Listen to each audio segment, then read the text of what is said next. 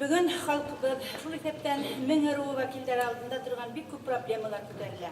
Һәм алдағы сыгыштарда да улар булыр дип уйлайм. Мин кыскасы мәгариф мәсьәләләренә тукталып үтермен. Үткәндәребезне барлаһак, күккә шул ташландык. Бу аттар һудымында барган көрәш аркаһында без еребезне һаклай алдык. Кысылды ул, тарайды безнең еребез. Ләкин милләтебезне тупларлык хыян төягебез бар. Динебездә югалманы, Аллага шөкер. Туган телебезне лә ошо көнгәсә һаклап калдык. Әмма һуңгы бернисә елда, бер 10 ел эчендә һуңгы телебезгә реаль хәвеф янаганы тоела. Рәсәй хөкүмәте рус телен өйрәнүнең төрле яклап отышлы икәнен күрһәткән сәясәт алып бара. Бердәм дәүләт имтихандары рус телендә бирелә, вузда уку рус телендә алып барыла, һәм мәгариф өлкәһендәге надзорный органнарның башка туган телләрдә эше юк, улар тикшергән вакытта тик рус телен генә тикшерәләр. Шуңа да бүген мәктәптәр өчен, мәгариф органнары өчен рус теленә игътибар артып күбәйде.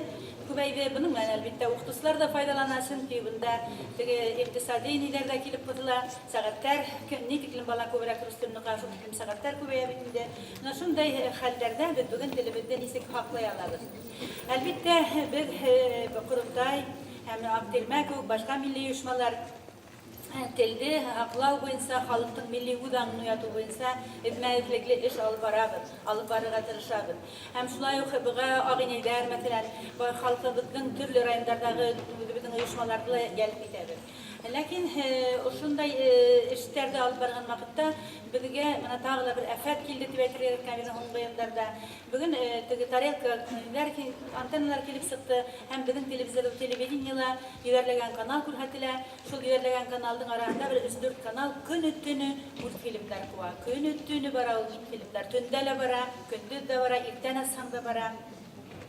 Һәм безнең балалар шуларны карап русча һөйләшергә өйрәнеп килә бүген. Хәтта теге төпкөл генә Башкорт авылы, Башкорт авылына балалар баксаһылар авылда барһаң да, урамга сораһаң, кайбер балалар русча һөйләшеп йөри. Менә ошо телевидение бүген шул хәтлем зур роль уйнай безнең балаларны урыслаштыру буенча. Кызганычка каршы бүген ата-әсәйләр гаиләһен карау белән, эш белән мәшгуль, балалар белән утырып һөйләшергә, китаптар укырга, уларның гаиләлә вакытлары калмай диярлек. Шунлыктан бүген менә безнең балаларны, ошо бәләкәй балаларны, ошо 3 яшьлек бәләкәй балаларны 4 яшьлек телевидение тәрбияләй кызганычка каршы. Шулай ук тагы да бер мәсьәләгә игътибар итәрмен, һеҙҙең юнәлтәрмен. Бүген ауылдарда, ауылдарда ла бар балалар баксалары, ҡалаларда балалар баксалары бар.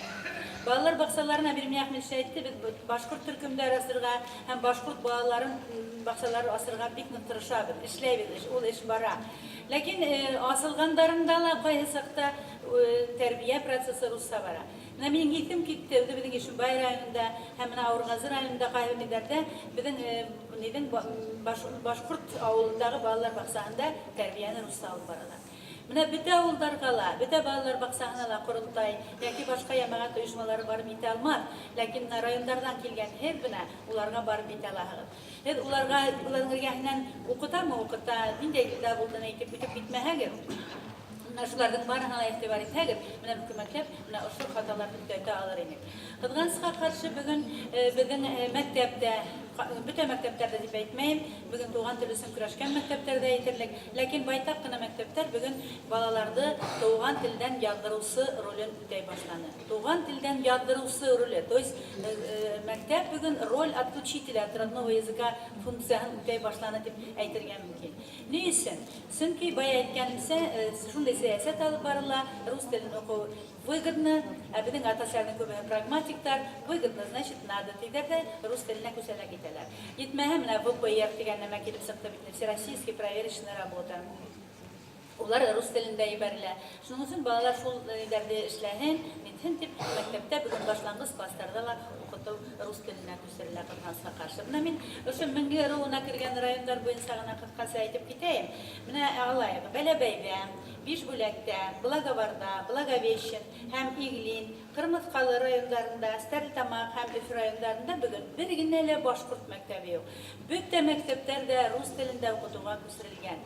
Суаш мәктәптәре бар, татардар да бардыр бәлки, ләкин башҡорт мәктәптәре уларҙа юҡ. Балалар башҡорт мәктәбе булған элекке ауылдарҙа уҡытыуҙы тулыһынса рус теленә күсергәндәр.